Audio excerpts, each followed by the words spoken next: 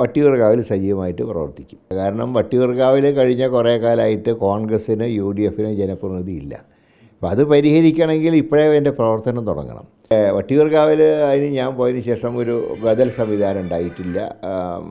പാർട്ടിയുടെ പ്രവർത്തനങ്ങൾ അല്പം താഴോട്ട് പോയിട്ടുണ്ട്. അപ്പോൾ അത് നേരെയാക്കിയെടുക്കുക.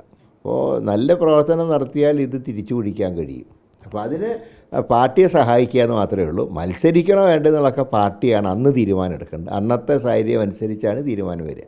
ആദ്യത്തെ ജോലി പാർട്ടിയെ ശക്തിപ്പെടുത്തുക. പാർട്ടി ഉണ്ടെങ്കിലല്ലേ നമുക്ക് നല്ല രീതിയിൽ ഒരു സ്ഥാനാർത്ഥിക്ക് പ്രവർത്തിക്കാൻ കഴിയുള്ളൂ. അപ്പോൾ അതിനുള്ള സംവിധാനം ഉണ്ടാക്കുക.